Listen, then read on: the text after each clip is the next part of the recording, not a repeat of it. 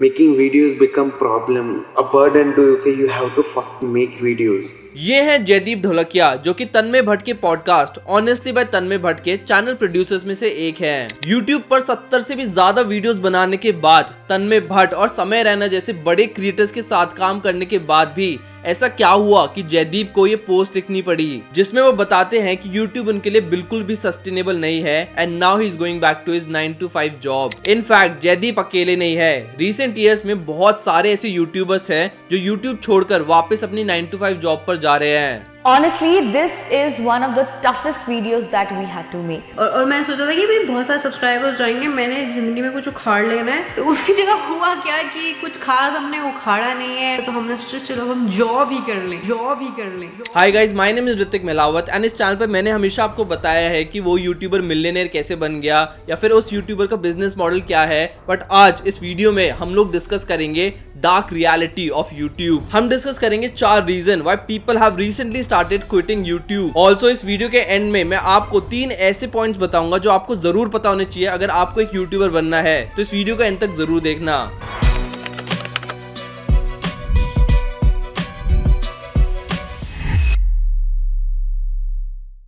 So the first reason is wrong expectation. As an influencer इतना पैसा कमाया ना मैंने, साला MBA, बैंक, स्टार्टअप कभी कहीं इतना पैसा नहीं कमाया, ठीक है। इंडियन एक्सप्रेस के एक आर्टिकल के हिसाब से 43% ग्रेजुएट्स जो 25 साल से कम है वो अनएम्प्लॉयड हैं। प्राइवेट इंजीनियरिंग कॉलेज में 15-20 लाख रुपए की फीस देने के बाद भी 5-6 लाख रुपए की भी पैकेज नहीं मिल रहे।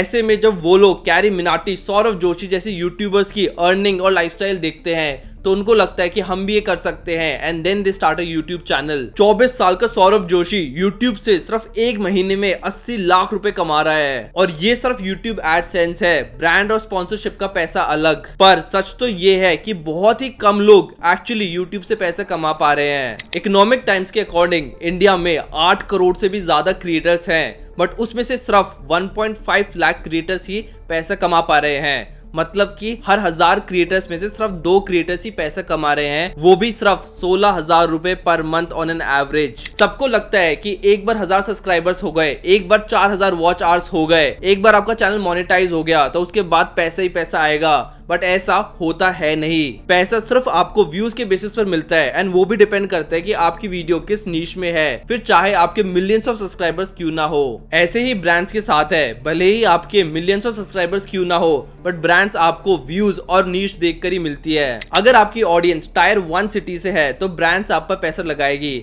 बट अगर आपकी ऑडियंस टायर 3 या टायर 4 से है तो ब्रांड्स मिलना बहुत ही ज्यादा मुश्किल हो जाता है, फिर चाहे आपके 5-10 मिलियन सब्सक्राइबर्स क्यों ना हो। आज 57% ऑफ जेन जी एक इन्फ्लुएंसर का पैसा, फेम और फ्रीडम देखकर यूट्यूबर बनना चाहते हैं, बट जैसे ही उनको रियलिटी पता चलती है दे क्विट। अब डिस्कस करते हैं second reason why people quit YouTube and वो है डिप्रेशन एंड एंजाइटी। जयदीप की तरह बहुत सारे लोग अपनी क्रिएटिविटी को एक्सप्लोर करने के लिए यूट्यूबर बनते हैं, बट जैसे ही उनको थोड़े सब्सक्राइबर्स और व्यूज मिलते हैं लोग उनसे रेगुलर कंटेंट एक्सपेक्ट करने लग जाते हैं। हफ्ते में 1-2 वीडियोस तो डालनी पड़ती है, बट अगर आप एक व्लॉगर हो तो लोग हर रोज एक व्लॉग एक्सपेक्ट करते हैं। और ये प्रेशर सिर्फ ऑडियंस की तरफ से नहीं आता बट यूट्यूब भी आपको रेगुलरली पोस्ट करने के लिए फोर्स करता है। अगर आप रेगुलरली पोस्ट नहीं करोगे तो यूट्यूब आपकी वीडियोस को प्रमोट नहीं करेगा एंड प्रमोट नहीं करेगा तो व्यूज नहीं आएंगे तो पैसे नहीं मिलेंगे एंड अल्टीमेटली आपका करियर खत्म। पिछले 2 से 3 महीनों में हमने रियलाइज किया जो हमारा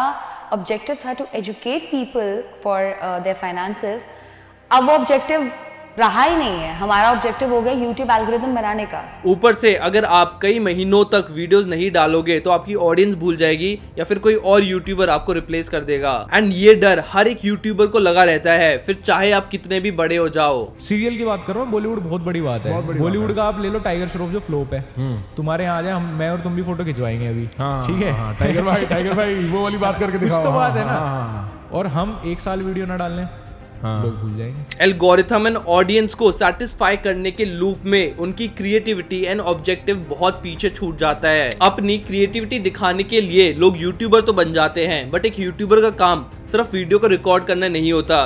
रिसर्च करनी पड़ती है, थंबनेल डिजाइन करनी पड़ती है, वीडियो एडिट करनी पड़ती है, डिस्क्रिप्शन राइटिंग होती है, बहुत कुछ होता है। एंड जब ये काम आपको रेगुलरली करना पड़ता है so this leads to creator burnout. फिर वो लोग वीडियो सिर्फ मजे के लिए नहीं बनाते बट अपनी ऑडियंस एंड एल्गोरिथम को सेटिस्फाई करने के लिए बनाते हैं। एंड सिर्फ यही नहीं, जब आप एक क्रिएटर होते हो तो आप कॉन्स्टेंटली अपने आप को दूसरों से कंपेयर करते हो कि भाई उसकी व्यूज ज्यादा आ रहे हैं, या फिर उसकी वीडियो वायरल हो गई है, या फिर इस बंदे ने मेरे बाद शुरू किया था एंड आज ये मेरे से बहुत ज्यादा आगे निकल गया है। And this leads to self doubt. I feel like मैं कहीं पे भी अच्छा नहीं हूँ, मतलब सब लोग मेरे से अच्छे हैं, मैं अच्छा नहीं हूँ।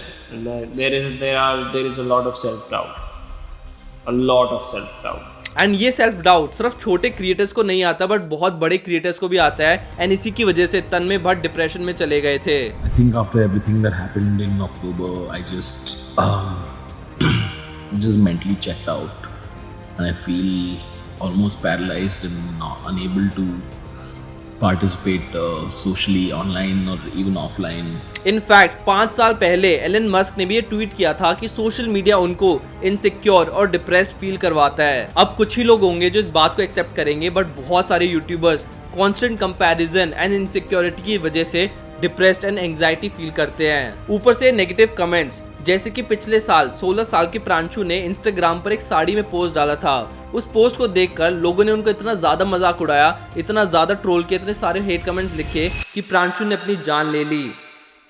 हर यूट्यूबर मिलियंस ऑफ सब्सक्राइबर्स चाहता है बट जब कोई इतना ज्यादा फेमस हो जाता है तो one bad move can overshadow all the good things. जैसे कि बिग बॉस में जाने के बाद UK07 के फॉलोअर्स ही उनके हर एक पोस्ट पर, रील पर, वीडियोस पर जोकर ही लिख रहे हैं। ऐसे ही लास्ट ईयर गौरव तनेजा ने जब देश का धोनी कैंपेन स्टार्ट किया था तो उनको बहुत ज्यादा गाली पड़ी थी। बहुत सारे लोगों ने उनके हर एक पोस्ट पर नेगेटिव कमेंट्स लिखे थे। Now the third reason is constant pressure to evolve. पिछले 1 साल में भुवन बाम ने सिर्फ 2 वीडियोस अपलोड किए हैं। आशीष चंचलानी की लेटेस्ट वीडियो 11 महीने पहले थी। अमित बढ़ाना एंड मिथपैट जैसे क्रिएटर्स ने भी अपने कंटेंट को काफी ज्यादा चेंज किया है। एक यूट्यूबर से एक ही टाइप का कंटेंट देखकर लोग काफी बोर हो जाते हैं एंड फिर उनके व्यूज सैचुरेट होने लगते हैं। अब या तो आप धीरे धीरे डेड हो जाओगे या फिर आपको कुछ नया कंटेंट लेकर आना पड़ेगा। पहले 10-15 मिनट वाली वीडियोस बनाने वाले अमित बढ़ाना आज पूरी वेब सीरीज लेकर आ रहे हैं जिसका हर एक एपिसोड 30-40 मिनट का है। और जैसे पहले उनकी हर एक वीडियो पर 40-50 मिलियन व्यूज आते थे,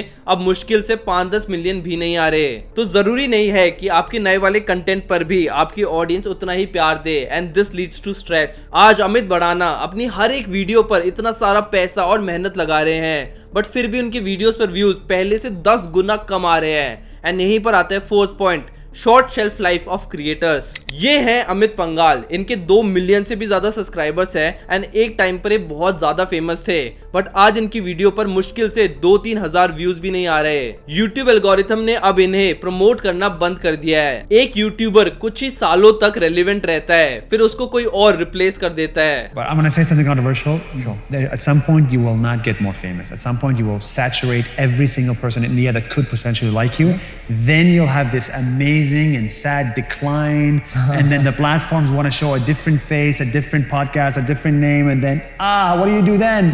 एंड यही रीजन है why YouTubers are moving towards different career. 7 million से भी ज्यादा सब्सक्राइबर्स होने के बाद भी मोस्टली सेन की हर एक वीडियो पर मुश्किल से 1-2 लाख व्यूज ही आ रहे हैं। इसी वजह से प्राजक्ता कोहली अब अपना करियर एक्टिंग में बना रही हैं। तन्मय भट्ट एक एंटरप्रेन्योर बन गए। बियर बाइसेप और टेक बर्नर जैसे यूट्यूबर्स ने भी अपनी खुद की कंपनी स्टार्ट कर दी। उनको पता है कि कुछ साल बाद यूट्यूब का फेम खत्म हो जाएगा एंड उसके बाद वो क्या करेंगे। नाउ अगर आप एक यूट्यूबर बनना चाहते हो तो आपको ये 3 बातें जरूर पता होनी चाहिए। First is recording yourself on camera is not enough. अगर आपको एक यूट्यूबर बनना है तो आपको सारी चीजें आनी चाहिए, researching, scripting, thumbnail designing, editing and बहुत कुछ। इसके लिए चाहे तो आप पैसे देकर किसी और को हायर कर सकते हो या फिर आपको सब कुछ खुद ही करना पड़ेगा। वैसे मैं पर्सनली रिकमेंड करूंगा कि आप सब कुछ खुद ही करो क्योंकि ना स्टार्टिंग में किसी के पास इतने पैसे होते हैं एंड ना ही एक्सपीरियंस होता है, तो आपको पता ही नहीं होता कि क्या चीजें चलती हैं एंड क्या चीजें नहीं चलती। Second is always have a exit plan. एक यूट्यूबर की लाइफ काफी ज्यादा शॉर्ट होती है, 5-6 साल से ज्यादा कोई भी नहीं चलता, चाहे तो उसके व्यूज कम हो जाते हैं या फिर कोई और इसको रिप्लेस कर देता है। तो इसलिए हमेशा आपके पास एक एग्जिट प्लान होना चाहिए। YouTube के बाद क्या,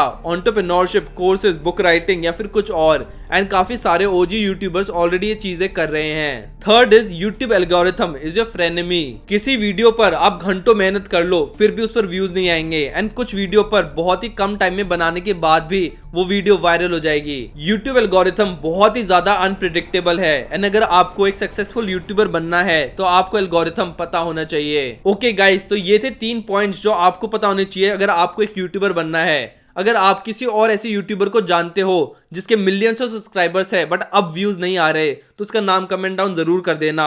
ऑल्सो अगर आपको ये वीडियो अच्छी लगी तो लाइक करना मत भूलना। ऐसे कंटेंट के लिए do subscribe to my channel. I will see you in the next video. Okay, thank you, bye.